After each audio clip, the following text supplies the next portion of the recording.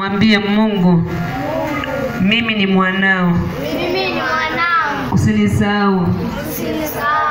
Katika jina la Yesu. Nahitaji baraka zako. Nahitaji uzuri wako. Naomba unitajirishe. Unipe amani. Unipe kibali. Unitukuze. Uniheshimishe kwa utukufu wa jina lako. Unionyeshe wokovu wako. In the mighty name of Jesus. Uniokoe. Uniinue. Unishibishe kwa jina la Yesu. Sema amen. Chochote kile umeomba utapewa. Bwana Yesu apewe sifa. Tumekuwa vile tulivyo maana tumeshindwa kuomba. Na Mungu amesema omba chochote unataka utapewa. So umeomba Mungu akupatie heshima na Mungu atakuheshimisha. Umeomba Mungu akupatie baraka na baraka za Mungu utazipata. Umeomba Mungu akupe kibali na kibali ya Mungu umekwisha kupata. Umeomba Mungu akuinue naye Mungu anajua kuinua. Bwana Yesu apewe sifa. Amekwisha kukuinua. So majina ni Pastor Irene Maria. Nimeokoka, nampenda Kristo. Nafanya kazi ya Mungu nikiwa chini ya mpakwa mafuta baba yetu Apostle James Maina. Na amekuwa baraka kwa hii madhabahu na amekuwa wa baraka kwa maisha yangu mwenyewe. Bwana Yesu apewe sifa. Nilimpata wakati kwetu kulikuwa hakuna amani. Kulikuwa na kilio. Sasa Mungu aliponiita akaniambia nimekufanya mtumishi wangu. Nikakosa sasa nitakuwa mtumishi wa Mungu namna gani? Wakati kwetu ni kilio. Wakati kwetu hakuna amani. Lakini nikaambia Mungu uninyime kila kitu unipatie amani. Na wakati aliniunganisha na mtumishi wa Mungu, hata nilisahau tena habari ya waganga, nilisahau habari ya wachawi. Nilikuwa naimba wimbo wa wachawi. Hata nikiomba naomba Mungu ondoa wachawi.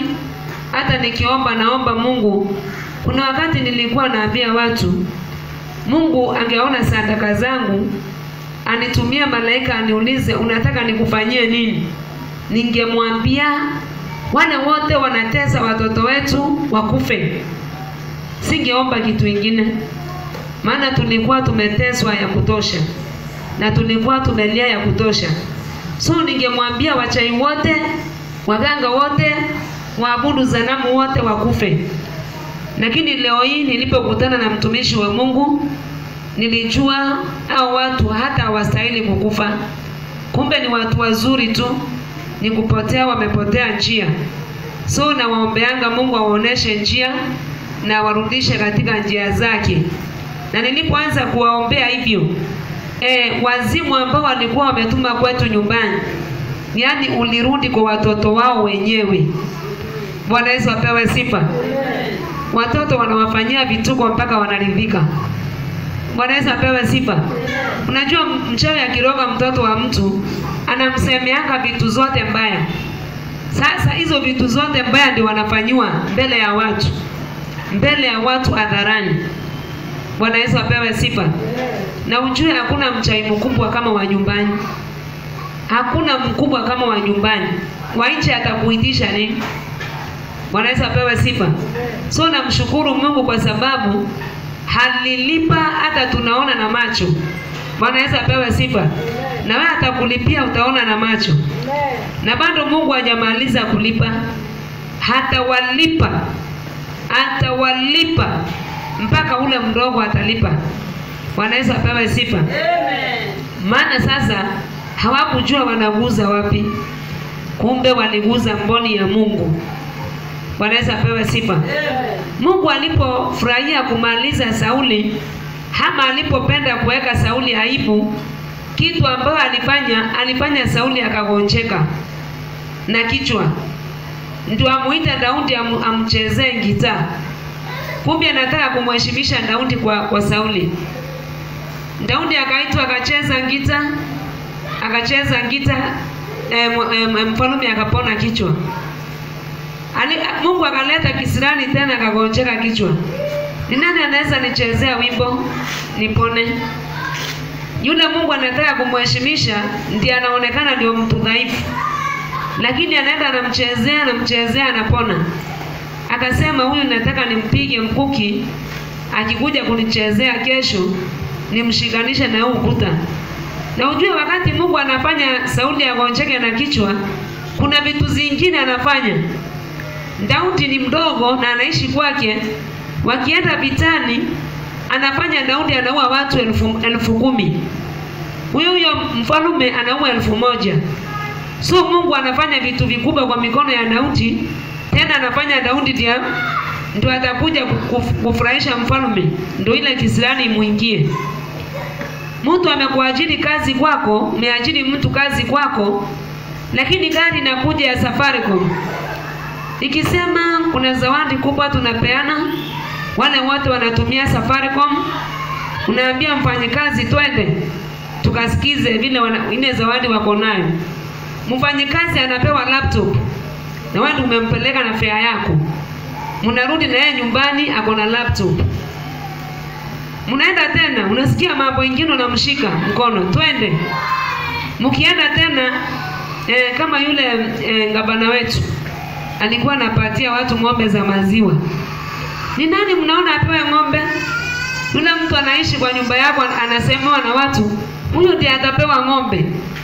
Na wewe umemwajiri na mko na yeye. Unamkodishia gari, anabebewa ng'ombe, anapelekewa. So kuna vitu ambavyo Mungu alikuwa anafanya Daudi ana qualify. Anamshinda tajiri wake. Na tajiri yake akigonjeka na kichwa ni huyo Daudi ndiye atamuibia. Kuna heshima Mungu atakufanyia kabla mwaka uishe in the mighty name of Jesus. Mungu atakupatia heshima ya hali ya juu katika jina la Yesu Kristo.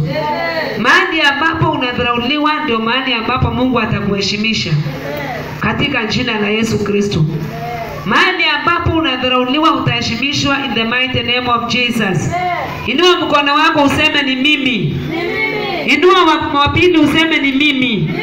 Tingiza kichwa yako useme nimekubali ni mimi. Rusha mguu wako useme nimekubali nitachukua baraka zangu.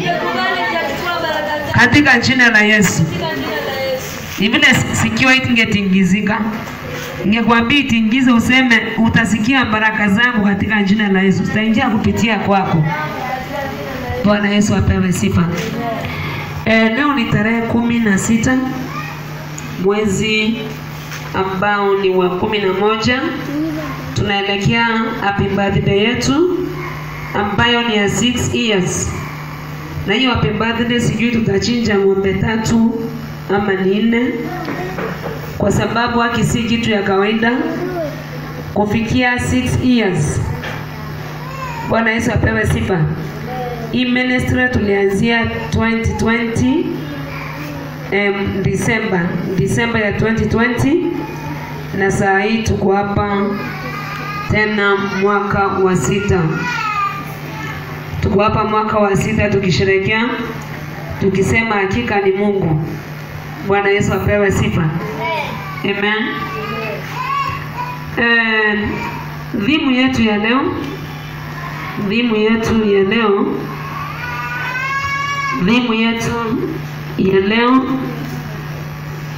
Smith, God is near to all those who call him in truth. God is near to all those who call him in truth. Kitabu ya Psalms 145. Kitabu ya Psalms 145. Psalms 145 inasema God is near to those who call him in truth. Mungu ako karibu na wale watu ambao wanamuita wakiwa na imani. Kama utamuita Mungu ukiwa na imani, basi Mungu atakuitika. Kwa nini Mungu ajibu maombi yetu? Ni kwa sababu tuko na mchezo mwingi wakati tunamuitisha vitu. wakati tunampelekea ripoti zetu, tuko na mchezo mwingi, hauna chochote, uko na njaa, lakini ukienda kumwambia Mungu nataka kushiba, unamwambia kana kwamba haukuwa na njaa, ama kana kwamba ulikuwa unamchezea. Angalia wakati Yesu alikuwa na matatizo mbele yake na alitamani Mungu amuondolee hiyo matatizo, alienda akaomba na akaambia wanafunzi, ombeni ili majaribu tuondolewe.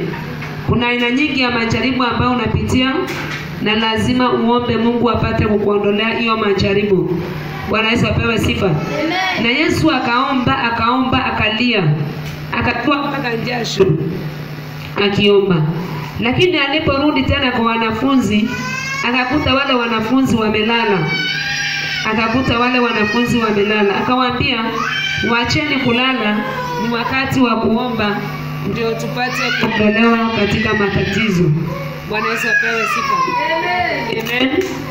Ni wakati wa kuomba ndio tupate kuondolewa katika matatizo.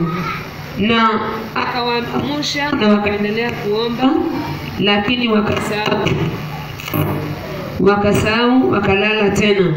Na Yesu mara ya pili akaenda akawaamsha, akawaambia, amka omba, wacha kulala. Sijui ni mara ngapi umelala na uko katika shida, sijui ni mara ngapi umelala kwa maombi yako, sijui ni mara ngapi umesinzia kwa maombi yako, lakini nataka nikutangazie mpendwa, kama utakuwa serious na maombi ambayo unamuomba Mungu, Mungu atakubariki na atakuinua na atakutukuza. Bwana Yesu apewe sifa. God is near to all those who call him in truth. Tusome number 18 to 20. Bwana yu karibu na wote wamwitao kwa uaminifu. Bwana yu karibu na wote wamwitao. Kitu ya kwanza tunaona Mungu anakuanga karibu, lakini si karibu na watu wote. Mungu ako karibu kabisa, lakini si karibu na watu wote. Mungu ako karibu na watu ambao wanamuita. Bwana Yesu apewe sifa. Wakati ambapo unasema mama, ndio mama anatoka ndani ya nyumba, anakuja kuangalia mtoto wake anamuitia nini. So wakati unamuita Mungu, ndio Mungu anakaribia asikie unamuitia nini. Bwana Yesu apewe sifa. So Mungu yu karibu na wote wamuitao. Tuendelee.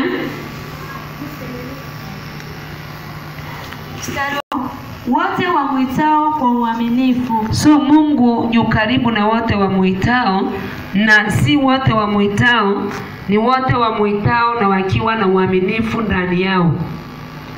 Kama uko trustworthy, Mungu ako karibu na wote wamuitao. Mungu ako karibu na wote wamuitao kwa uaminifu. Si unaita Mungu nipe pesa, alafu unaenda kukopa. Mungu nipe pesa, unaenda kukopa. Hujamuita kwa uaminifu. Bwana Yesu apewe sifa. So Mungu ako karibu na wao wote wamuitao kwa uaminifu. Tuseme ulikuwa unapitia kwa barabara na ni barabara ambayo umeona waizi.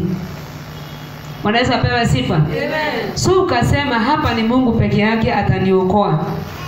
Ukasema Mungu niokoe. Mungu niokoe. Alafu ukasauka anza kusema Gitonga njoo na panga. Gitonga njoo na panga. Sasa nani atakujibu? Ni Gitonga atakuja na panga ama ni Mungu? Mungu ako karibu na wote wamuitao kwa uaminifu. So kama uko na uaminifu, hakika Mungu ndiye ataniokoa kwa hii, basi Mungu ndiye atakuokoa. Na kama unaona Gitongani atakuja na kisu akuokoe, basi muite. Bwana Yesu apewe sifa. Muite, achana na Mungu. Bwana Yesu apewe sifa. So Mungu ako karibu na wote wamuitao kwa uaminifu. Kwa nini tunaomba na hatupati? kwa sababu tunaita Mungu na tuna uaminifu na Mungu. Unaomba kitu kwa Mungu na uamini Mungu ako na uwezo wa kukupatia.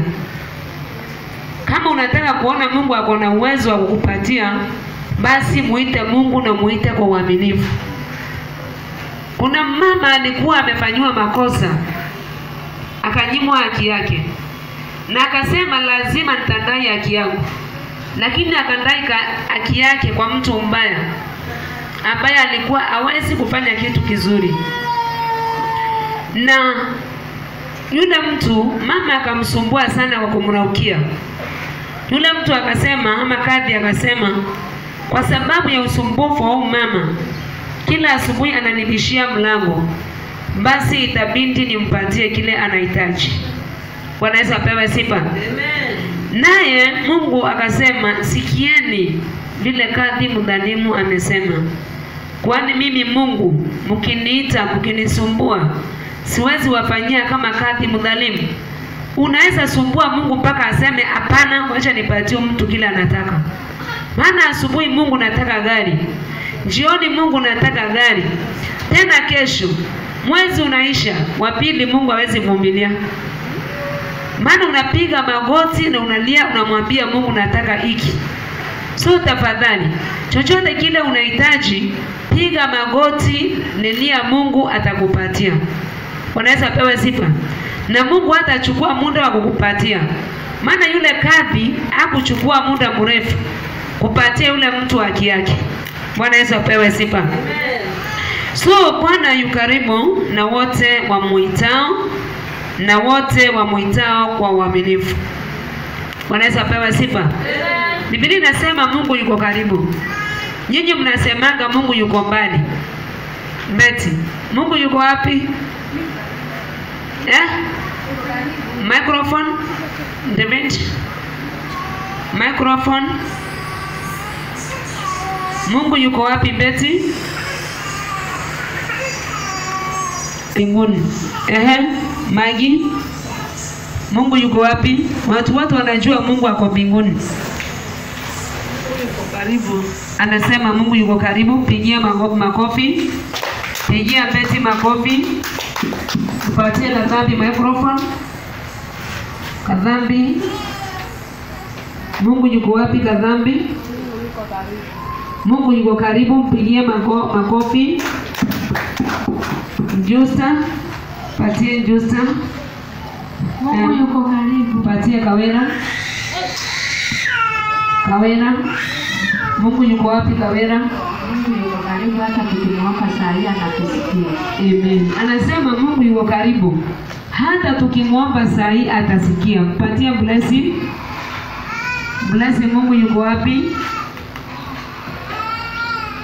Mungu ako karibu. Mungu ako karibu. Bwana Yesu apewe sifa. Amen. Pigia makofi. Patie mamangu microphone. Mam, Mungu yuko wapi?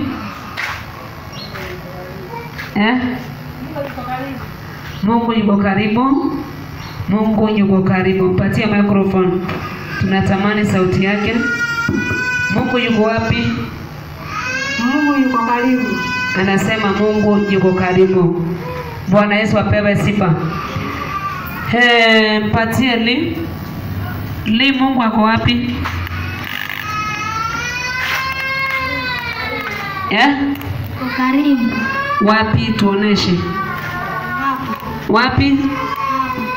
Hebu simama hapa. Simama hapa utuonyeshe. Yuko karibu wapi? Anatuonyesha vizuri sana. Nako hapa lituko. Nionyesha maana ulikuwa unaguza. Mungu anaguza magoti. Ameogopa. Ama tuambie Mungu ako hapa kwa magoti. Bwana Yesu apewe sifa. Amen. Mungu ako karibu na hapo ulikuwa unatuonyesha. Tuonyeshe tena. Wapi? Hapo. Kama unataka kuona Mungu ako kwa magoti.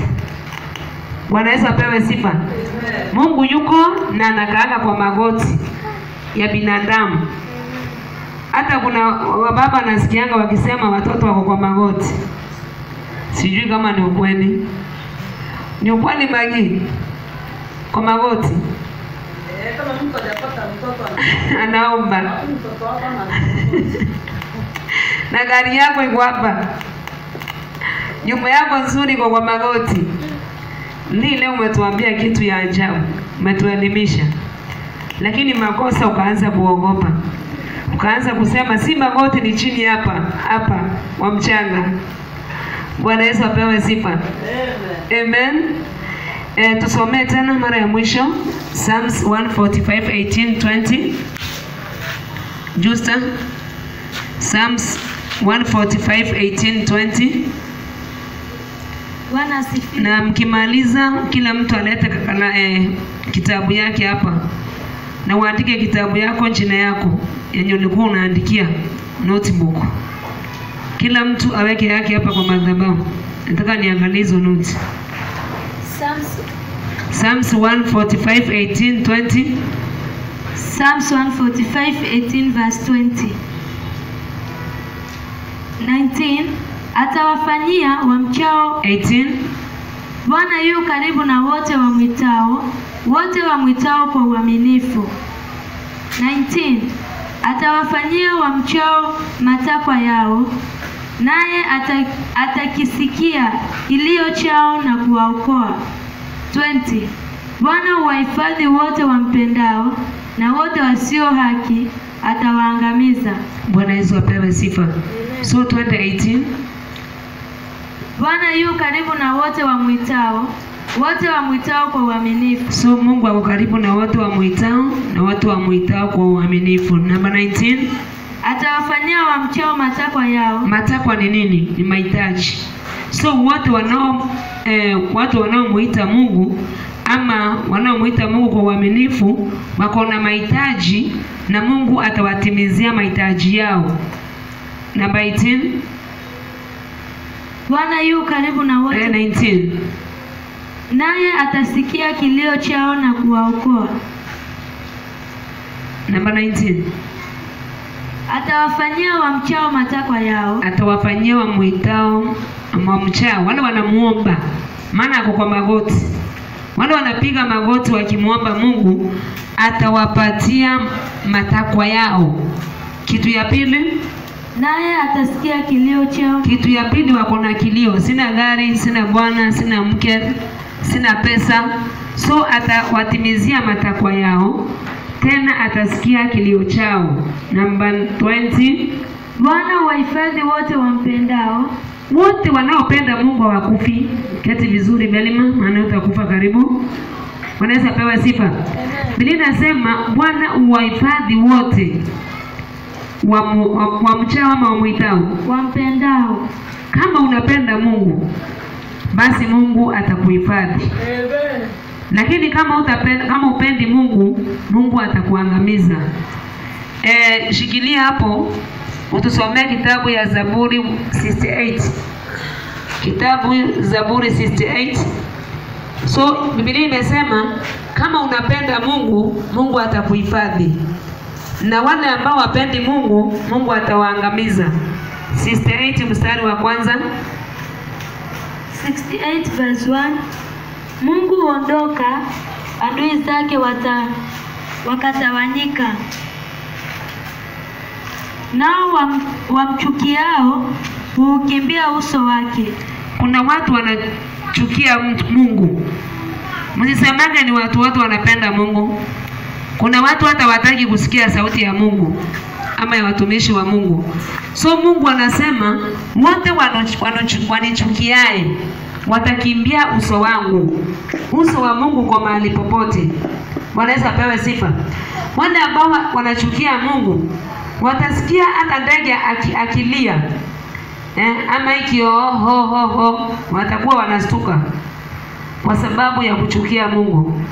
So Mungu anasema watu wanuchukiao nitawaondoa mbele ya uso wangu. Bwana Yesu apewe sifa. Amen. So wote ambao wanamuitanga Mungu wanamletanga karibu na yeye. Kitu ya pili ni wale wanaita Mungu kwa uaminifu. Kitu ya tatu, Mungu atatimiza matakwa yao. Wale wote wanamcha Mungu. Kama unamcha Mungu, hakuna kitu ambao Mungu atakupatia. Kitu ya 4, atasikia kilio chao na kuwaokoa. So Mungu huwa anasikia kilio cha mwanadamu wakati mwanadamu analia, lakini wakati unalia kwa uaminifu. Wanaweza pewe sifa. Kitu ya 5, Bwana uhifadhi wote wampendao, wote wasio na haki atawaangamiza. So Mungu anaangamizanga watu wabaya, lakini anahifadhi wale watu wazuri. Angalia vile dunia imejaa kifo. Angalia vile dunia watu wanazikwa. Ni kwa sababu wamemkataa Mungu. Na wakikataa Mungu, itabidi Mungu awaondoe ama Mungu awaangamize. Mungu hawezi kubali kukaa na wewe na umpendi. Utazidi kuongeza watu duniani ambao hawapendi Mungu. So kama umekataa Mungu na umekataa sheria za Mungu, basi miaka yako itafufishwa. Ndio usizidi kuongezeka ukaongeza uovu duniani. Lakini kama unapenda Mungu, basi utazidi kuongezeka. Na kama umekataa Mungu, sheria inasema tii sheria za Mungu uishi. So kama umekataa kutii sheria za Mungu watoto, basi hakuna kuishi katika maisha yako. Bwana Yesu apewe sifa. Amen. Amen. Tusome kitabu ya 2 Chronicles 16:9. Tusikie vile Mungu alimwambia mfalme Asha. Alikuwa ni mfalme mzuri ambaye alikuwa amechaguliwa na Mungu, na ambaye alikuwa anamuita Mungu na Mungu anajibu maombi yake. Huyu mfalme Asha alikuwa anakabiliwa na maadui, na Mungu anaita Mungu kwa vita zake. Mungu anamuondolea wale maadui. Lakini wakati mmoja akakabiliwa na mtu ambaye anaitwa Ben-Hadad. Akakabiliwa na mtu ambaye anaitwa Baasha. Naye akaenda akamtafuta mfalme ambaye ni wa Sham. Alikuwa anaitwa Ben-Hadad. Akamwambia, kama vile babako na wewe waliweka agano ya kuwa watakuwa wanasaidiana, basi naomba mfalme na mimi tuweke agano mimi na wewe ya kuwa utanifukuzia huyu mfalme ambaye amekuja kunijengea Rama, ambaye anaitwa Baasha. Uniondolee kwangu asilete kisirani. Maana sasa mimi Asha, watu wako hawezi kupanda wala kushuka, maana Rama imejengwa kama ukuta wa Jericho. Bwana Yesu apewe sifa. Yule Ben-Hadad akaja akaanza kubomoa Rama. Yule Baasha akasikia mfalme wa Shamu amekuja Kenya na ameanza kubomoa ile kazi ambayo alikuwa anaitengeneza.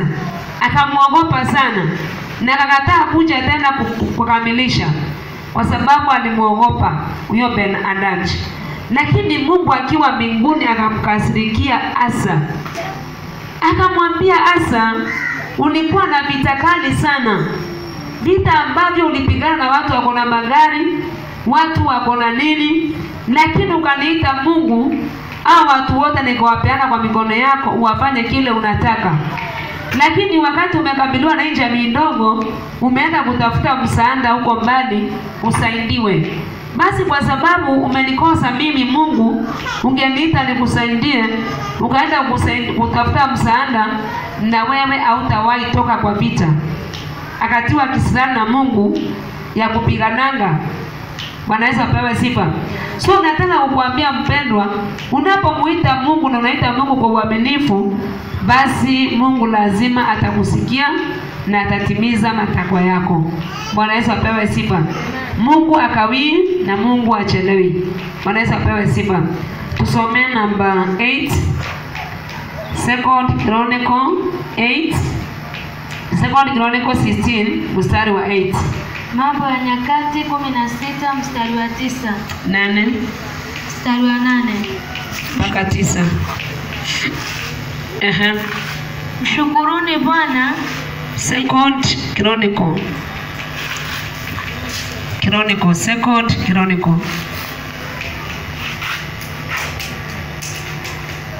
Mambo ya Nyakati wa pili 16 mstari wa 8.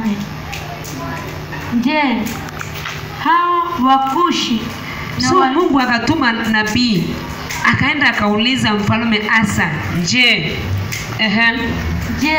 hao Wakushi na Walubi hawakuwa jeshi kubwa mno wenye magari na wapanda farasi wengi sana. Lakini kwa kuwa ulimtegemea Bwana, aliwatia mkononi mwako. Mstari wa 9. Kwa maana macho ya Bwana ukimbia duniani mote, ili ajionyeshe mwenye nguvu kwa ajili ya hao waliokamilika moyo kuelekea kwake. So Mungu ako na nguvu. Akamwambia mimi usione kama sina nguvu Asha. Bwana Yesu apewe sifa. Ndio kaenda kutafuta watu wa kukuokoa wewe. Bwana Yesu apewe sifa. Amen. Akamwambia mimi Mungu niko na nguvu na mimi Mungu ningekuokoa. Bwana Yesu apewe sifa. Amen. Maana wale majeshi wa Nubi walikuwa ni jeshi kubwa sana. Hata ilikuwa na magari na wapanda farasi.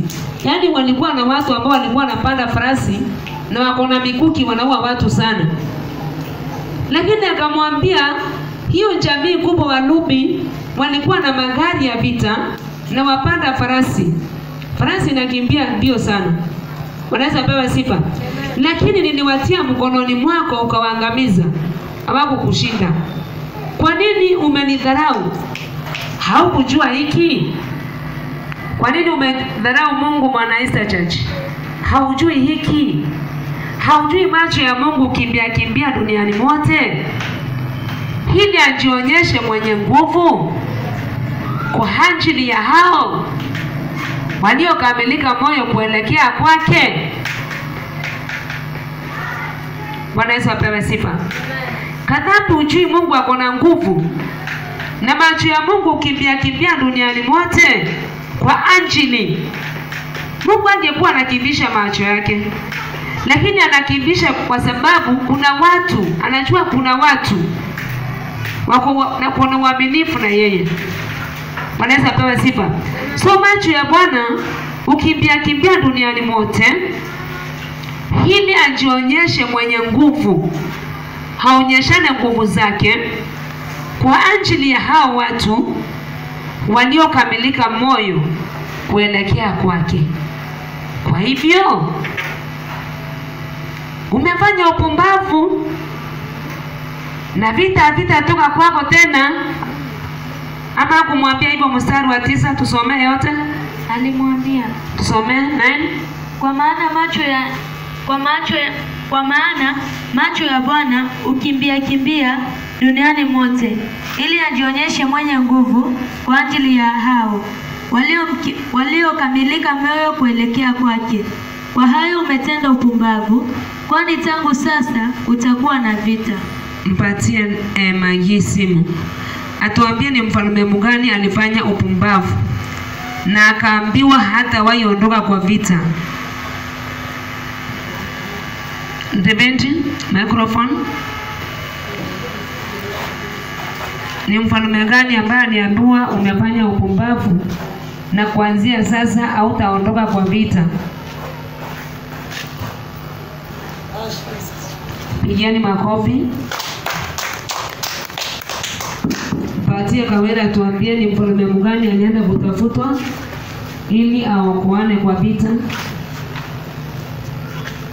Mpeni adanji. Sema mpeni adanji. Ndio mfalme ambaye alienda. Nilikuwa nataka kukosea atoe 1000. Bwana Yesu apewe sifa. Amen. Mpatie anaitwa nani? Anaitwa mtoto wa aunti yangu anaitwa nani? Huyu hapa. Velima. Mpatie atuambie ni mfalme gani alikuwa ameenda kuleta kisirani kwa Asa. Nani alileta kisirani kwa Asa?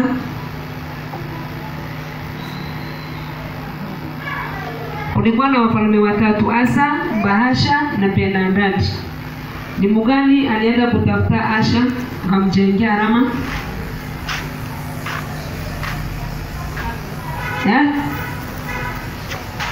Ni mfalme mgani? Ni mfalme mgani? kulikuwa na wafalme watatu, Asa, Bahasha na Ben-Hadad.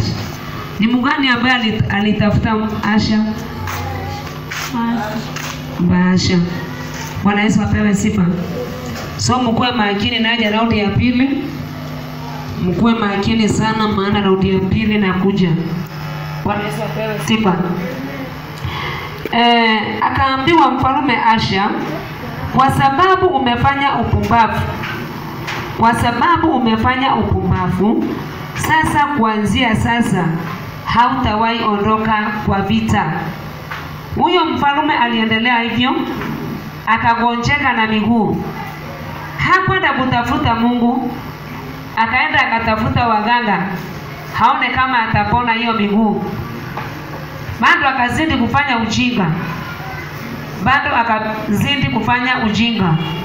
Lakini Biblia inasema hakupona ugonjwa wake wa miguu, akakufa. Wakati unapatikana na shida, unamsahau Mungu, unaenda kutafuta watu wa dunia, basi unafanya ujinga. Mungu ndio msaada tosha. Enda muulize mtu ambaye anaitwa Shadrach, Meshach na Abednego. Walimwamini Mungu, hawakuona aibu. Muulize mtu ambaye aliambiwa ataingizwa kwa tundu la simba. Aliamini Mungu na hakuona aibu. Muulize hata Ayubu. Kisirani ilikuja ikampiga hivi akamwamini Mungu. Na hakuna kitu aliongea ambacho kilimuudhi Mungu. Na Mungu akamrudishia mara mbili. Wale watoto alikuwa amezaa wazuri, hata hawakutosha. Akazaa wengine more than hao wazuri. Wakati utamwamini Mungu, hata kama utapiga, utajumba, Mungu atakusimamisha, atakuheshimisha. Bwana Yesu apewe sifa. Muamini Ana ambaye aliambiwa na bwanake, wacha kulialia hapa. Kwa nini nakataa kukula chakula? Mimi ni zaidi ya watoto 10. Bwanake anasimama na mwambia, hata uhitaji watoto. Ukiniona mimi ni zaidi ya watoto 10. Ana akasema bado nitamwamini Mungu. Na kumbe Mungu ndiye alikuwa amefunga tumbo. Wacheni kuongea waganga na wachawi. Biblia inasema Ana alikuwa amefungwa tumbo na Mungu. Mungu anaweza kufunga. Ukimbidia waganga utaona kama atafungua. Kifungo ambao Mungu amefunga yeye ndiye atafungua. Na waganga wakifunga Mungu ndiye atafungua. Muulize Gilore atakwambia. Anajua. Bwana Yesu apewe sifa. Mungu akifunga yeye ndiye atafungua. Mganga akifunga Mungu atafungua. Mchawi akifunga Mungu atafungua, maana ni controller. God is a controller. Huyo ndiye anaweza kuzima mganga na akafa. Kulikuwa na tajiri, akalima akapata mazao mazuri. Akasema roho yangu umefight na umepata. Sasa tulia ukule. Mungu akatumana akasema wewe ni mpumbavu. Wewe ni mpumbavu. Hizo vitu zote mimi ndio nimeesha. Na hivi ndio nilijua vile nilifanya zikakuwa nzuri hivyo. Kwa sababu hakuna portion. Haukusema sasa burudika na Mungu. Leo hii nitachukua roho yako. Kwa vitu zako zote muweke Mungu katikati. Bwana Yesu apewe sifa. Na utaona Mungu akifurahia. Somea kitabu ya First Peter. Kitabu ya First Peter 3:12. Kitabu ya First Peter 3:12. Kitabu ya First Peter. Kitabu ya First Peter 3:12. Inasema for the eyes of the Lord are over the righteous. For the eyes of the Lord are over the righteous, and his ears are open unto their prayers. But the face of the Lord is against them that do evil. Bwana Yesu apewe sifa. But the eyes of the Lord are against those who do evil. Tumesema nini Emmanuel? Tumesema nini? Patie microphone. Tumesema tufunguliwe kitabu gani?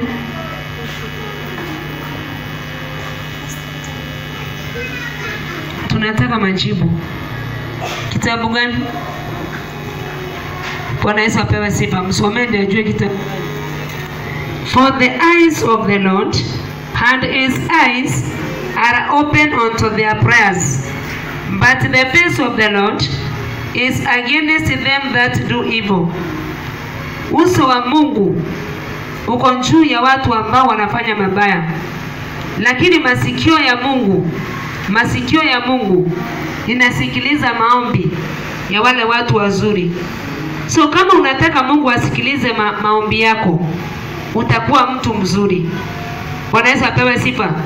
Inua mkono wako, mwambie Mungu, nipatie nguvu za kuwa mtu mzuri. Nitenganishe na wabaya. Katika jina la Yesu. Tusome. Petro wa kwanza 3 mstari wa 12. Kwa kuwa macho ya Bwana huelekea wenye haki, na masikio yake husikiliza maombi yao, bali uso wa Bwana ni juu ya watenda mabaya. Bwana Yesu apewe sifa. Hiyo ni kitabu ya 1 Peter 3:12. Kitabu gani Emmanuel? Patie microphone. Kitabu gani? Uni mtoto mzuri msomi. Grade ngapi? Grade ngapi? 2, 1, 3. Hata ningejua singerudio kitabu tena. Grade 3. Simama sasa. Kitabu ni ya 1 Peter 3:12. Kitabu ni gani?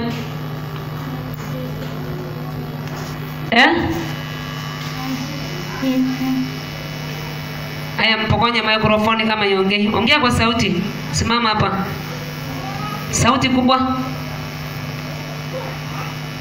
Sauti kubwa. Sasa sisikii na niko karibu na wewe, jamani Emmanuel. Standard 3 students. Weka loud speaker.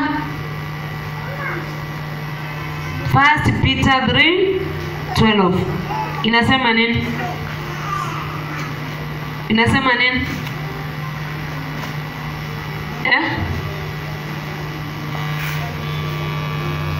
Inasema nini?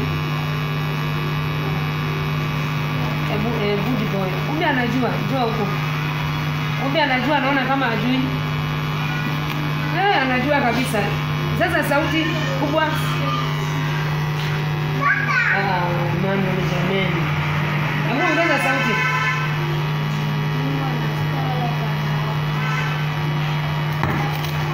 Unasema Mungu anasikia wale watu wanaomba. Wanaweza pewa sifa. Pigieni makofi shangwe na bidii. Ongezeni makofi. Ongezee tena. Amen. Umesema nini Emmanuel? Umesema hapa. Mungu anasikia wale watu wanaomba. Pigieni makofi. Mungu anasikia maombi ya wale watu wanaomba ambao ni watakatifu. Bwana Yesu apewe sifa. Amen. Wale wanamwamini Mungu na wanaomba kwa uaminifu. Bwana Yesu apewe sifa.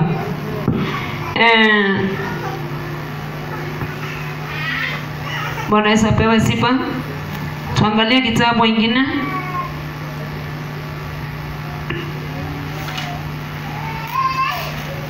Microphone mpatie Mbeti. Mungu amesema uso wake unaelekea watu wa aina gani? ambao ni watakatifu. Masikio yake. Kwanza tunaanza na masikio. Mungu alisema masikio yake yanaelekea watu wa gani? Wale ambao ni watakatifu. Na uso wake wale ambao ni wabaya. Kama wewe ni mtu mzuri, Mungu anakupeanga masikio. Ukiongea anasikia. kama wewe ni mtu mzuri. Lakini kama wewe ni mtu mbaya, Mungu anakupeanga uso. Uso hauna macho, hauna masikio, na hauna nini? Mdomo wala pua. Ni kiuso tu, face. Face ni hii hapa. Macho ni ya wale wazuri. Masikio ni ya wale wazuri. Lakini uso ni wa wale wabaya. Bwana Yesu apewe sifa. Amen. Tusome kitabu kingine, Psalms 91:14. Psalms 91:14. Mama Destiny, kitabu gani? Psalms 91:14. Zaburi 91 mstari wa 14. Kwa kuwa amekaza kunipenda, nitamuokoa na kumweka palipo juu, kwa kuwa amenijua jina langu. Bwana Yesu apewe sifa. Kwa kuwa amekaza kunipenda, na mimi nitamuokoa. Kuna hiyo kitu inaitwa kukaza kupenda mtu, kukaza kupenda mtu, kukaza kupenda. Angalia wakati kijana anachombea msichana. Bwana Yesu apewe sifa. Ikifika asubuhi, anaenda kuangalia kama yuko nyumbani kwao. Ikifika jioni, hata anaweza panda kama mti angaliage kama kama anatoka nje ama anaingia ndani. Na akimwona anatoka nje ndio anasikia raha. Yuko nyumbani. Anaosha kasufuria, anasema osha haraka. Bwana Yesu apewe sifa. Anakaza kumpenda. Na anakaza, na unaona bila amekaza kumpenda, msichana anaona upendo, akasema Bwana Yesu apewe sifa. So kama utakaza kupenda Mungu, kama utakaza kupenda Mungu, basi Mungu na yeye atakuonesha, yani atasikia kile unamwambia. Bwana Yesu apewe sifa. Kuna watu wanapenda wazazi wao. Ikifika asubuhi unamletea kasukari, mama kasukari, mama majani chai, mama tu viazi. Vile unakaza kupenda huyo mama, una baraka ambazo huyo mama anakutamkia. Na kitu kingine, njoo hapa Emmanuel. Njoo hapa. Leta mkono wako Emmanuel. Leta mkono wako hivi. Na mshikilie. Mkono yako ile mshike na hii. Hapa. Mshikilie hapo. Hivyo ni kushika, ameshika. Kaza mpaka apige nduru. Hivyo ndio Mungu anataka umshike hivyo. Bwana Yesu apewe sifa basi. Hivyo ndio Mungu anataka nini? Si umshike hivi. Kuna watu wanajua Mungu. Kuna watu wanajua Mungu ni kama wameshika hivi. Kwa sababu wanajua Mungu. He is my protector. He is my provider. He is my whatever. Sasa ni kujua, wanajua. Lakini hawajashika, hawajaamini. So Mungu anasema ukikaza kunipenda, kama utakaza kunipenda, basi nitakuokoa. Mungu akubariki. Bwana Yesu apewe sifa. Kama utakaza kunipenda, kukaza kupenda Mungu ni kumwandama Mungu. Leo uko kanisani, kesho utakuja kanisani kwa sababu ya upendo wa Mungu. Kesho kutwa utakuja kanisani kwa sababu ya upendo wa Mungu. Hiyo siku nyingine bado utakuja kwa sababu ya upendo wa Mungu. Ikifika Jumapili utakuwa unauliza itafika lini niende, kwa sababu ya upendo wa Mungu. Bwana Yesu apewe sifa. Amen. Hao ni wale watu wamekaza kupenda Mungu. Lakini kuna mwingine akitoka hapa leo, kurudi hapa tena ni Sunday saa 4. Kwa sababu alikuta wazazi wake wakienda kanisani. Sasa sababu alifundishwa kwenda kanisani, ile siku ya kanisa ndio ataenda kanisani. na pia hataenda saa 12 kwa sababu ajui sheria ya kuabudu Mungu ni saa 12 mpaka saa 12. Ataenda saa 4. Lakini wale wanakaza kila wakati wanamwandama Mungu. Bwana Yesu apewe sifa. Tusomee Justa. Tusomee Zaburi 91 mstari wa 14. Kwa kuwa amekaza kunipenda, nitamwokoa na kumweka palipo juu. Yaani kwa sababu umekaza kupenda Mungu, kitu ya kwanza atakuokoa na mabaya, kitu ya pili atakuweka juu. Tunasikianga apostol akisema majuu, nimeenda majuu. Unasikia kawaida anasema nimeenda majuu. So kitu ya kwanza ukikaza kupenda Mungu anakupandishanga majuu. Bwana Yesu apewe sifa. Amen. Ya pili anakuokoa, hakuna adui anaweza simama kinyume chako. Hakuna. Wakijaribu kuwekea mitego, Mungu anawanaza. Walikimbishana na wana wa Israeli ili wawazuie wasivuke bahari ya Shamu, lakini Mungu akawaingiza ndani ya bahari ya Shamu. Bwana Yesu apewe sifa. So wanapokuwekea mitego, kumbe ile mitego inawanaza. Wakati umekaza kupenda Mungu, walimwekea Danieli mtego wa kumnaza, kumbe ile simba haikukula Danieli, lakini ikakula wale ambao walimweka ndani. Wakaweka moto ili upate kumaliza Shadrach, Meshach na Abednego, lakini moto haukuramba wale watu, lakini wale waliwasukuma ndani ukawalamba.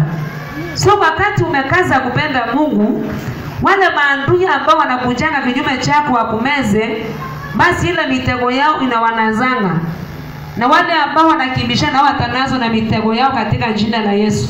Amen. Wale wanakufanyia uganga na uchawi, wakisema huo ndio utakunaza, wanasema tutamwekea ukimwi, tutamwekea kansa, hiyo kansa ndio itawakula. Amen. Wanasema tutamwekea kisirani ya aibu, hiyo aibu itawakula. Amen. Watagonjeka, watabebwa na wirubaru, sio gari. Watatolewa kwa nyumba zao za mafahari na wirubaru, wapelekwa Makandara, hata si hospitali nzuri. Wanaweza pewa sifa. Amen. Kwa sababu walikimbishana na Mungu ambaye ni untouchable. God is untouchable. God is untouchable. Wanaweza pewa sifa.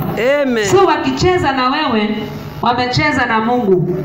Mungu akamwambia Yoshua, kama vile nilifanya kazi na Musa, hivyo ndivyo nitafanya kazi na wewe, na hakuna mtu atakuja kusimama kinyume chako.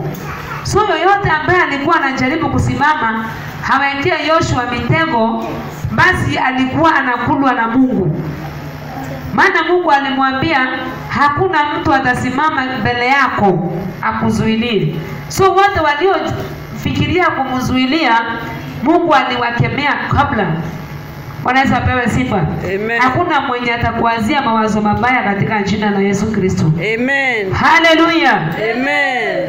Hiyo mitego itawanaza wenyewe in the mighty name of Jesus. Amen. Tusomee mpaka 15. Mpaka 15.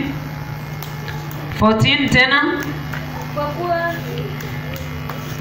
Kwa kuwa amekaza kunipenda, Kwa kuwa amekaza kunipenda, nitamwokoa na kumweka palipo juu. so kuna kuokolewa na kuna kuwekwa mahali pa juu.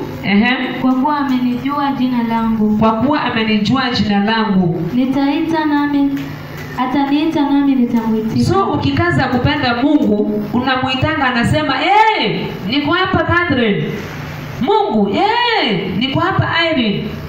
So ukikaza kupenda Mungu, unapomuita tu anaitika. Wanaweza pewa sifa. Amina. Tuendelee 15. Nitakuwa pamoja naye taabuni, Shida zako Mungu atakuwa pamoja nawe kwa shida zako.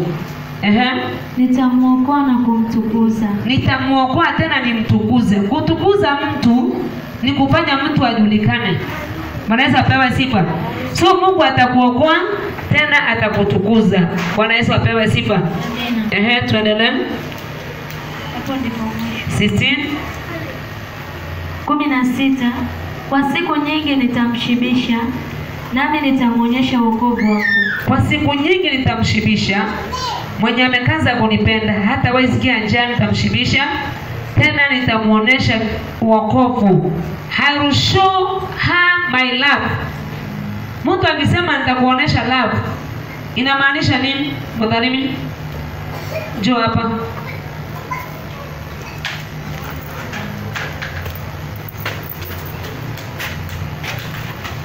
Umemwambia pastor wako, pastor I will show you my love. Utamletea pastor nini? Maua, pigiana.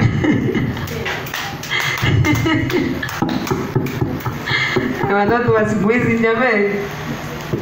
Nilikuwa nasema ataletea pastor pesa. Kumbe sio pesa. I will show my pastor my love. Kitu ya kwanza utamletea nini? Maua. Good, hata tuendelee. Pigiani makofi.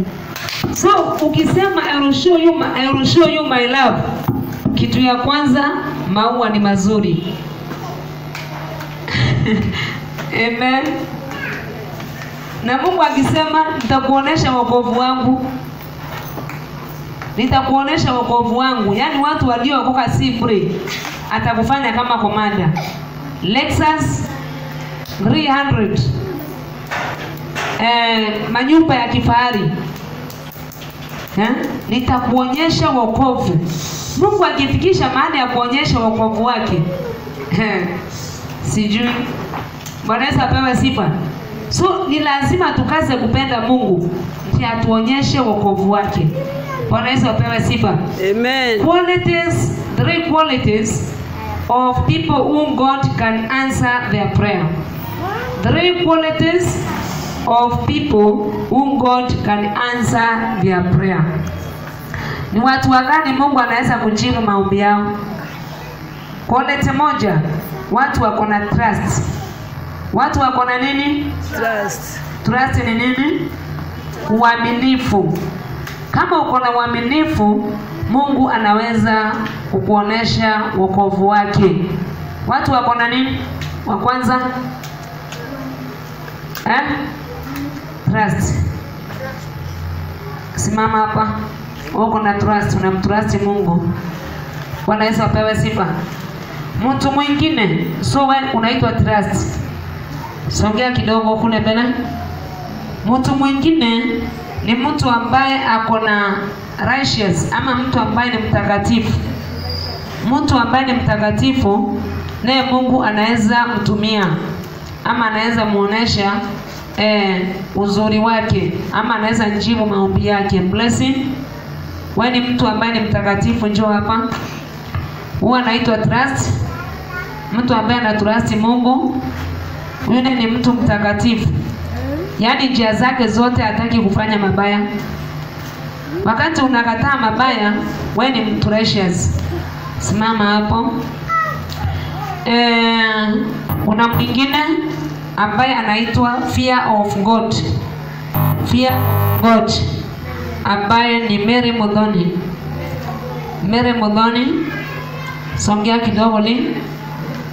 Songea the blessing. Mary Muthoni. Good girl. Bwana Yesu apewe sifa. So wewe leo unaitwa nani? Ndevende?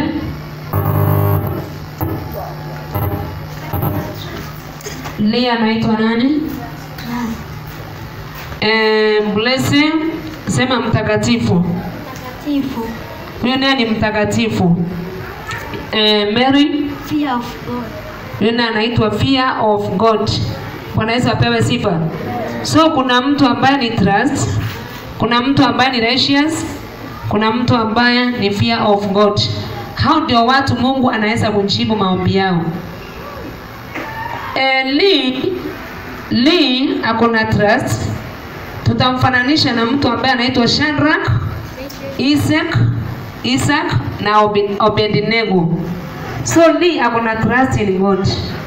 Hata mfalme Nebukadnezar, drums ikipigwa, hawainamii dhahabu. Wakaitwa.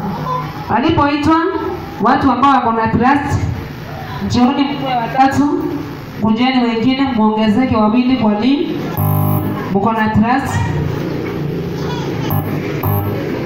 Jo, Lee na wenzako watatu Johnny, Joma, muongezeke na Lee. Mwadharibi njoo hapa. Muongezeke na Lee. Nyinyi ni vijana watatu. Bwana Yesu apewe. Kijana wa kwanza Shandrock, wa pili Mesek, Abednego Jo. Bwana Yesu apewe sifa. So hawa vijana watatu, kulikuja mtu akastaki. Akasema Mfalme Nebukadneza, kuna vijana watatu ambao John hapa karibu kwangu. Kuna vijana watatu ambao hata ikipigwa drum hawainamii dhahabu yako. Wamekataa kuinama chini. Hao vijana wakasema, Mfalme akawauliza, kwa nini nyinyi vijana hamtaki kutii sheria yangu? Hata drum ikipigwa ama tarumbeta hamuinamii dhahabu yangu mwishuhudu. Wakasema Mfalme akamwambia, kuna mtu atawaokoa kweli? Nikianza kuwaekea moto, ni Mungu nani atawaokoa? Wakasema usiulize hayo maswali Mfalme. Usituulize hayo maswali. Maana hata Mungu asipotuokoa afadhali tuangamie. So hao vijana watatu walikuwa na trust kubwa sana. Wakamwambia Mfalme, hata usijisumbue kuuliza hiyo maswali. Eti nani anaweza kutuokoa kwa huo moto? Mungu wetu ako na uwezo wa kutuokoa. Na kama Mungu wetu hatakubali kutuokoa, basi hatuwezi namia dhahabu yako. Wacha tuangamie. So ni watu gani Mungu atajibu maombi yao? Ni watu kama hawa. Hata kama Mungu hatatupatia pesa, wacha tukae maskini. Hata kama Mungu hata nipatia gari, wacha nikae. Lakini sie tutaacha kuomba. Unazidi kuomba. Hana bwanake anamwambia, mimi ukiniona hapa ni zaidi ya wanaume watoto 10. Anasema ni kweli, lakini sitaacha kuomba. Hakuna trust kwa Mungu. Bwana Yesu apewe sifa. So kama unataka Mungu akujibu maombi yako, lazima ukue kama hao vijana watatu. Ukue na trust kwa Mungu. Kweli sijapata, lakini Mungu ako na uwezo wa kunipatia. Bwana Yesu apewe sifa. Tusomee kitabu ya Daniel 3.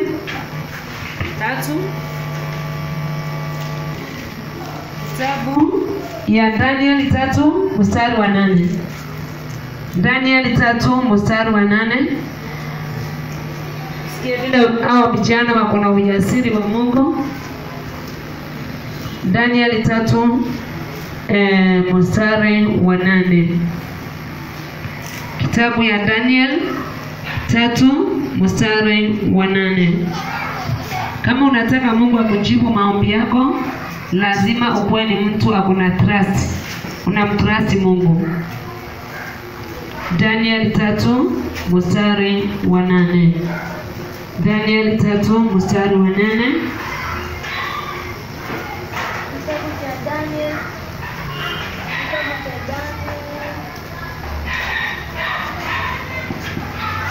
Kitabu cha Daniel.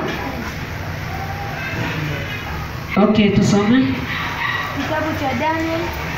Patia microphone. Kitabu ya Daniel. Kitabu cha Daniel 3 mstari wa 8. Basi baadhi ya Wakaldinayo wakakaribia. Baadhi ya Wakaldinayo wakakaribia. Wakaleta mashtaka juu ya Wayahudi. So kuna Wakaldinayo walikuja na wakaleta mashtaka juu ya Wayahudi. Wakasema nini? Wakajibu wakamwambia Mfalme Nebukadneza. Mfalme. Uishi milele. Wewe mfalme. Ulitoa amri ya kwamba kila mtu atakaposikia sauti ya panda na filimbi na kinubi na zeze na santuri na zamori na namna zote za ngoma, ni lazima aanguke na kuiabudu ile sanamu ya dhahabu. Endelea. 11. Na kila mtu asiyeanguka na kuabudu atatupwa katika tanuru la moto wakao.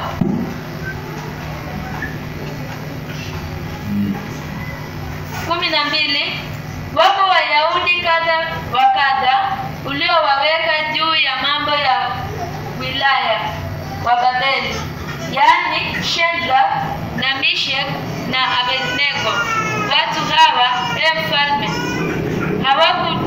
hawakukujali wewe, hawakuitumikia miungu yako, wala kuiabudu ile sanamu ya dhahabu uliyoisimamisha. 13. Basi Nebukadneza akatoa amri kwa hasira na ghadhabu, waletwe hao Shadrach na Meshach na Abednego. Basi wakaletwa watu hao mbele ya mfalme. Nebukadneza akasema, akawaambia, enyi Shadrach na Meshach na Abednego, je, ni kwa makusudi hata hamtumikii Mungu wangu? Ni kwa kupenda hata hamtumikii sanamu yangu, wala kuisujudia sanamu ya dhahabu niliyosimamisha? Basi sasa, kama mkiwa tayari, wakati mtakaposikia sauti ya banda na filimbi na kinubi na zeze na santuri na zamori na namna zote za ngoma, kuanguka na kuisujudia sanamu niliyosimamisha, ni vyema, bali msipoisujudia mtatupa sasa hivyo katika tanuri iwakao moto. Naye ni nani Mungu yule atakayewaokoa? Nani Mungu gani atakaye kuwaokoa nikiwatupa ninyi na mikono yangu?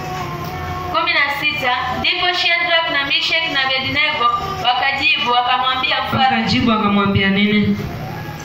Nebukadneza, hamna haja kukujua katika neno hili. Kukujibu katika neno hili? Haina haya tukujibu katika hayo mambo unaongea upumbavu. Yaani unafananisha Mungu wetu na hiki kitu umeweka hapa tukikiabudu sisi. Yaani sisi tuabudu kitu umesonga ukatuwekea hapa tukiona. Akamwambia vijana, akasema sisi hatuna upumbavu wa akili kama huo. Akamwambia hata haina maana tukujibu sisi maswali yenye unasema. Wanaweza pewa sifa. Amina. Sema. Kama ni hivyo, Mungu wetu tunayemtumikia aweze kutuokoa. Kama ni hivyo, Mungu wetu hawezi kututoa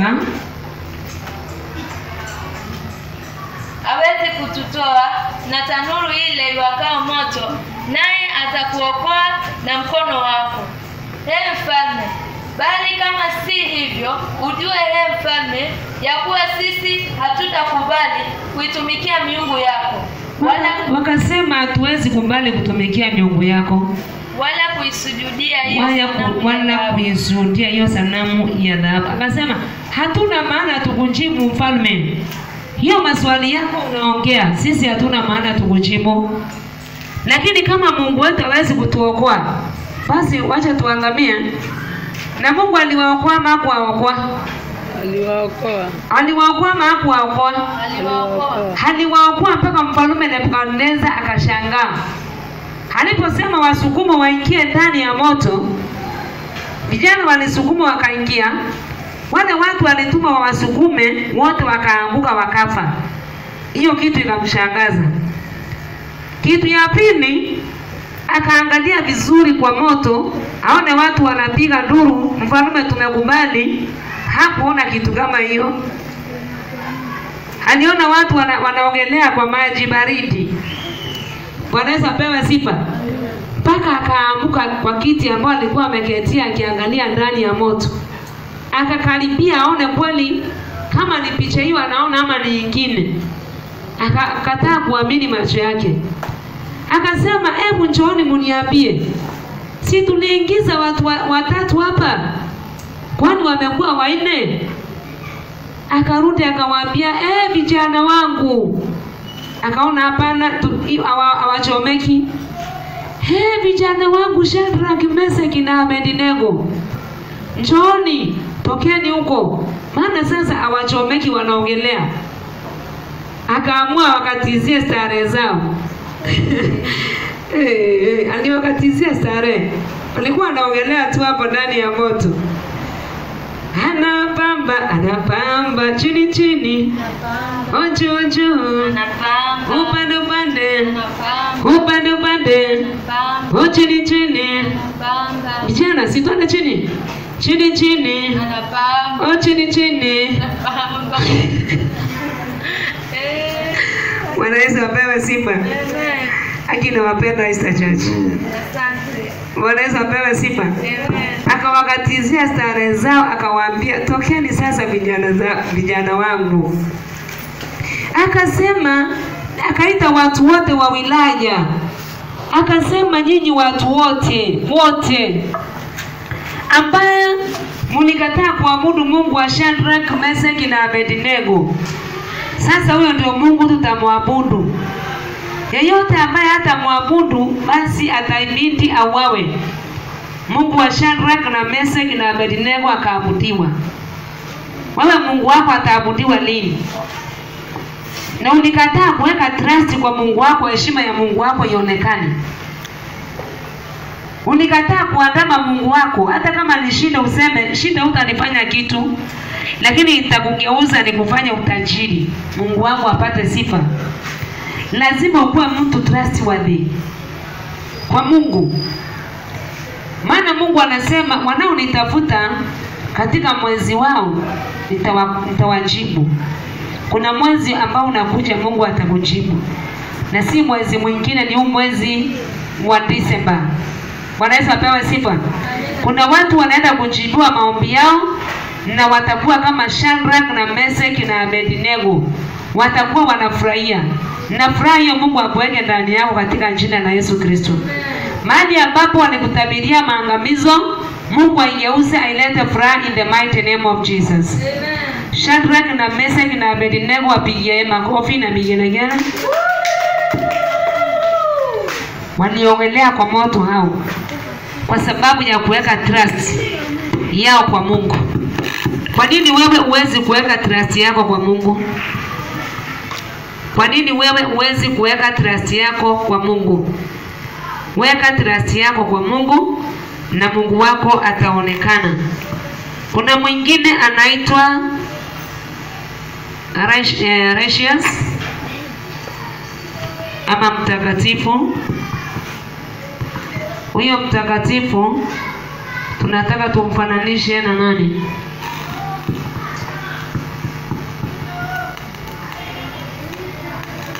Ayubu. Bwana Yesu apewe sifa. Wacha tumfananishe na mtu ambaye anaitwa Ayubu. Ayubu alikuwa ni mtu righteous, upright. Bwana Yesu apewe sifa. Biblia inasema Ayubu alikuwa ni mtu upright, perfect and upright. Alikuwa ni mtu perfect na upright. Alikuwa amesimama. Mtu ambaye anaitwa perfect ni mtu ambaye hajakosea chochote. Bwana Yesu apewe sifa.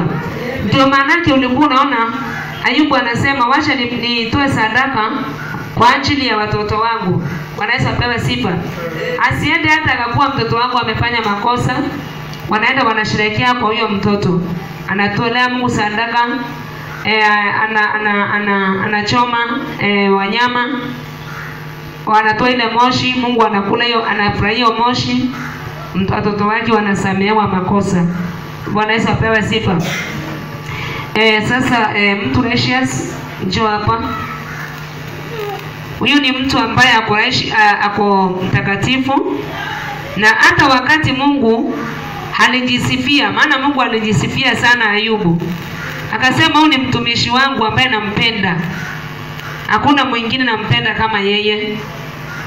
Shetani aliposema hakupendi, Akamwambia basi fanya vile unataka kwake uone uhakikishe ananipenda. Basi hata kama aliguzaguzwa, hakuongea kitu ambacho ilimkasirisha Mungu. Kinywa chake hakikusema kwa nini Mungu nilikuwa nakutolea sadaka hizi nyingi na ukaachilia shetani aniguzaguze. Bwana Yesu apewe sifa. Aliendelea kumwambia Mungu, hadi ulinipatia na wewe Mungu ndio umechukua. So wakati mtu hamlaumu Mungu, wakati umeacha kumlaumu Mungu, umekuwa mtu righteous. Amen. Lakini ukiona wakati unakaa ukilaumu Mungu, kwa nini Mungu umefanya hivi? Kwa nini Mungu umefanya hivi? Basi wewe au muamini Mungu. Bwana Yesu apewe sifa. Yafaa mwambie Mungu, wewe Mungu ndio umetaka nikuwe hivi, na najua utaniondolea hiki kisirani. Lakini usiongee vile Mungu atakasirika. Bwana Yesu apewe sifa. Na baadaye Ayubu akazaa watoto wengine wazuri hata kuliko wale wa kwanza. Na zile vitu zote Ayubu alipoteza, ilibidi akalipwa mara 2 kwa sababu ya kukuwa mtu mtakatifu. Hataki kufanya maovu. Mungu akusaidie sana, mama. Thank you. So kama unataka Mungu ajibu maombi yako, itabidi ukuwe mtu ambaye ni righteous. Mtu righteous ni mtu ambaye hataki dhambi. Bwana Yesu apewe sifa. Hana ushirika wa watu wabaya. Akai vikao vya watu wabaya. Ukiona mtu anafanya tabia mbaya, unaepukana na yeye. Utaki kukaa na yeye. Basi wewe utakuwa mtu righteous. Kuna mtu mwingine anaitwa nani? Fear of God. Huyu naye ni mtu ambaye anaitwa Yusuf. Yusuf ndani yake akona kitu ambayo inaitwa fear of God. Akona kitu inaitwa fear of God. Huyu Yusuf aliuzwa. Na alipouzwa akanunuliwa na mtu anaitwa nani? Akanunuliwa na mtu anaitwa nani? Potifa. Aliponunuliwa na mtu anaitwa Potifa, njoo hapa Ronald. Huyu kijana aliuzwa, na alipouzwa akauzwa kwa nyumba ya mtu ambaye anaitwa Potifa. So ndio huyu Potifa hapa amemnunua huyu. Bwana Yesu apewe sifa. Semeni amen. Amen. Alipomnunua huyu, akamweka kwa nyumba yake. Bwana Yesu apewe sifa. Na nyumba yake ilikuwa na bibi wa Potifa. Ndio hapa bibi ya Potifa. Chukulia kiti mweke hapa. Huyo bibi wa Potifa. Lijo hapa.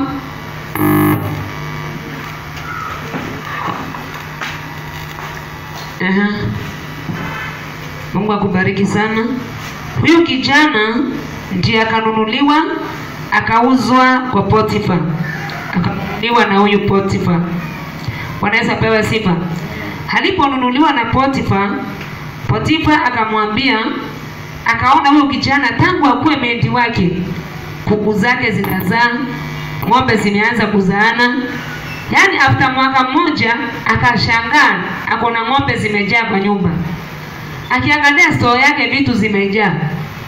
Haya, akaona hii nyumba imeleta mabadiliko, iko na uzuri. Na akaona tangu nileta kijana hapa kwa basi kuna vitu vizuri zinafanyika. Bwana Yesu apewe sifa. Potifa akamwambia, sasa kwa sababu nimeona tangu kuje hapa kwangu nyumba yangu inaendelea vizuri, basi nitakuacha mimi niende.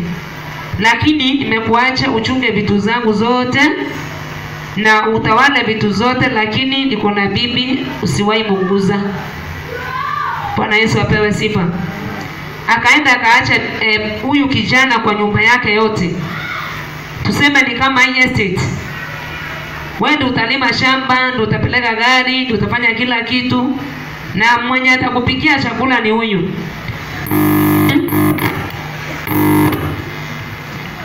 Bwana Yesu apewe sifa.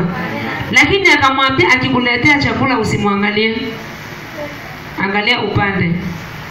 Bwana Yesu apewe sifa.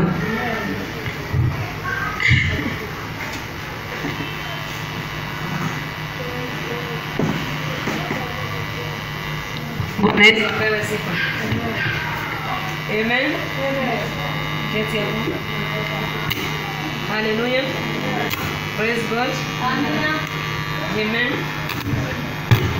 God is good. Hallelujah. Amen. Akamwambia ukiletea chakula na bibi yangu usimwangaliange. Lakini I think hakuambia bibi, wajua huwezi ambia bibi usiende kuamkianga na meti, usiende kufanya, ni kama utakuwa unamuelezea. Lakini mwanaume ni wanaume wanaongeanga kiwanaume. Kamwambia wewe najua, lakini usiende sana. Amen. Yusufu yeye akasikiza na akatii. Lakini bibi yake akaangalia akakapua.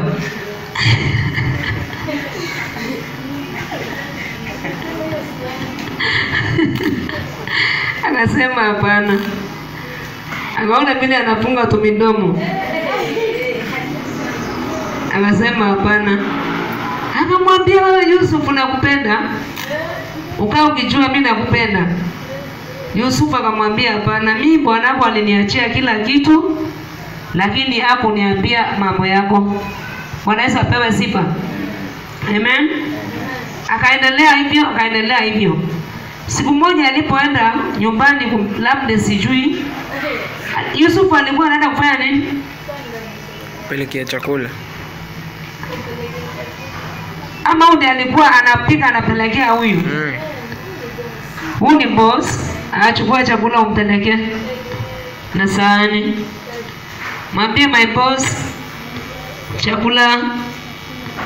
Huyu bibi akamshika kanguo chui, akamurarulia.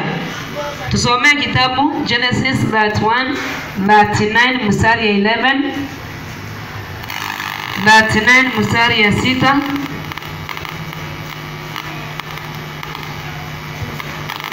Ama tusomee mstari ya 9. Number 6. Genesis 39:6. Genesis 39 mstari wa 6.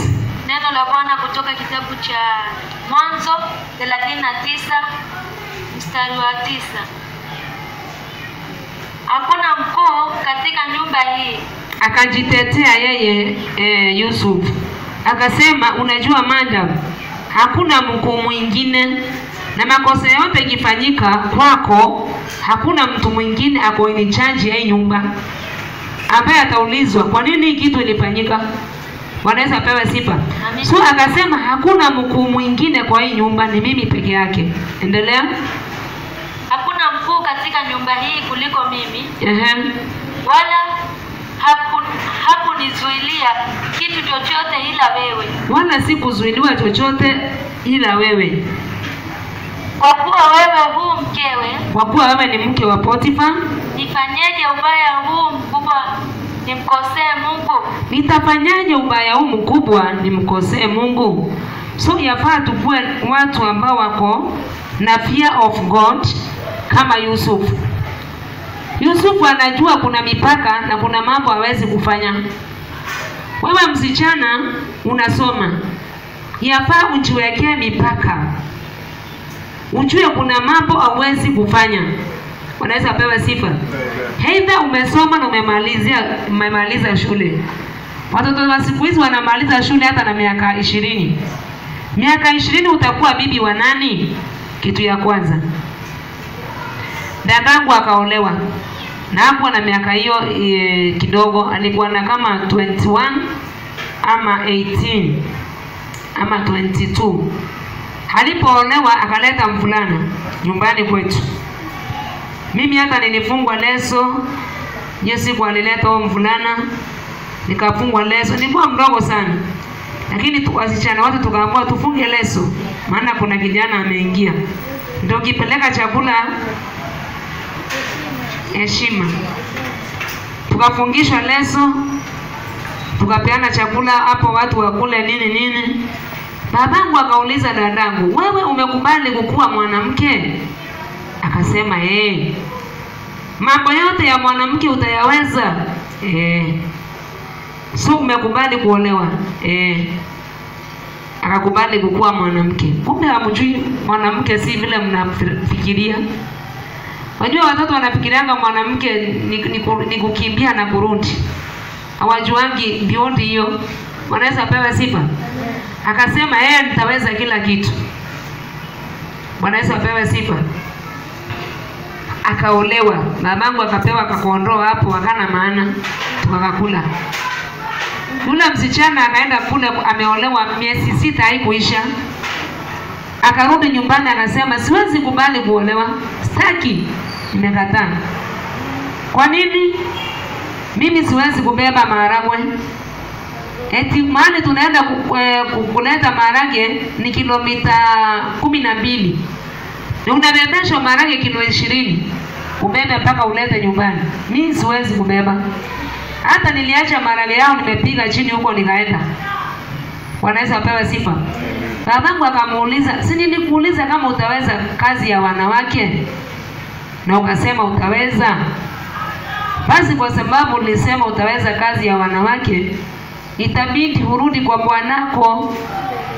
Sisi tulikula vitu vya bwanako kwa sababu ulisema kazi ya wanawake utaweza. Bwana Yesu apewe sifa. Amen.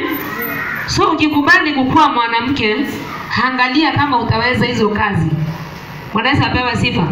Maana mtoto wa miaka 20 ataolewa kuwa mwanamke wa nani? Bwana Yesu apewe sifa. Ni nguo atajua kufua ama ni kulima ama ni kufanya nini? Kuna mambo mengi ambayo hautayaweza, ambao siwezi kutajia, labda tukue pamoja na yeye nikuambie. Bwana Yesu apewe sifa. So lazima tukue makini. Huyu akasema siwezi kufanya uovu wote. Ni aibu. Kuna vitu nitasifanya itakuwa ni aibu mbele ya watu na mbele ya Mungu. Mbele ya bosi wako itakuwa ni aibu kubwa. Mbele ya watu itakuwa ni aibu. Nitafanyaje uovu wote nimkosee Mungu wangu? Kuna watu wanafanyanga vitu na wajui kama wanakosea Mungu. Sasa Mungu alikuwa wapi kwa urafiki wa bibi ya Potifa na Yusuf? Mungu alitokezea wapi? Huyu ashapenda huyu. Huyu ampende anamwambia sitaki kufanyia Mungu maovu. Kwa sababu ni mtu akona fear of God.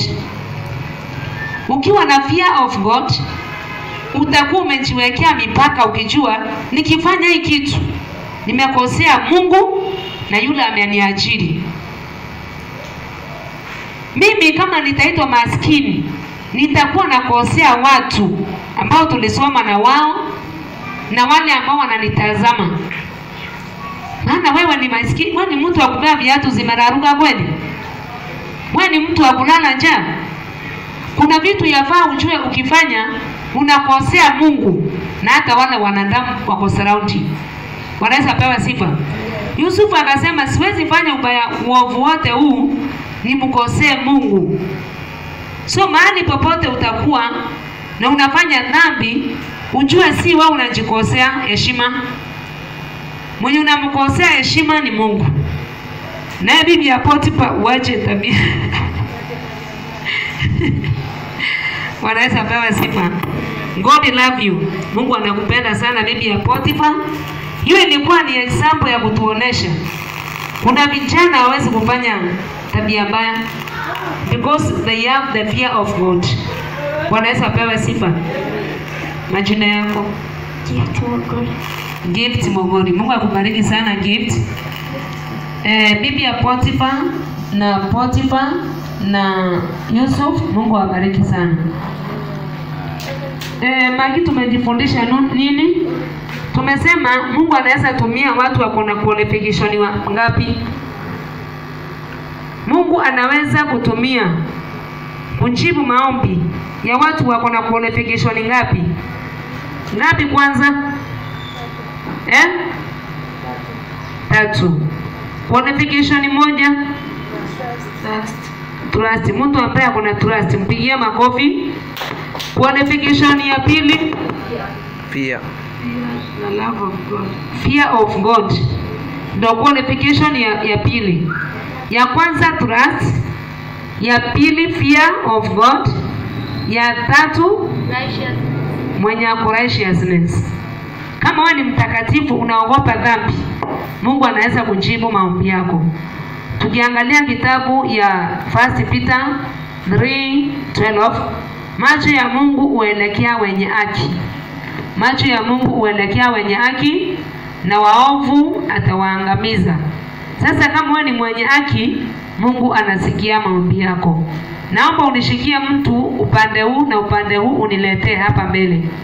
Ushike mtu upande huu. Kwanza kile tumeelewa kabla hujaniletea hapa mbele. Mary Modhoni, kile umeelewa kwa ibada ya leo. Alafu Magi atuambie topic yetu ya leo inasema nini? Magi, topic yetu ya leo inasema nini? Magi, topic yetu inasema nini ya leo? Topic.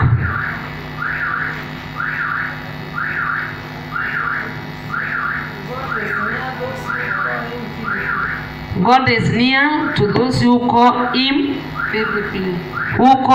in trust. Unaweza pewa sifa.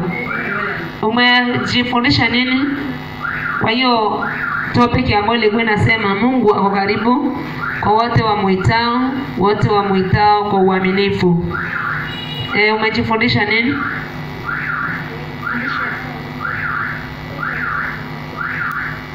Nimefundisha kwa macho yake huelekea kwenye mtu. Macho yake huelekea mtu mzuri. Debendi tumalizia. Kile umeelewa?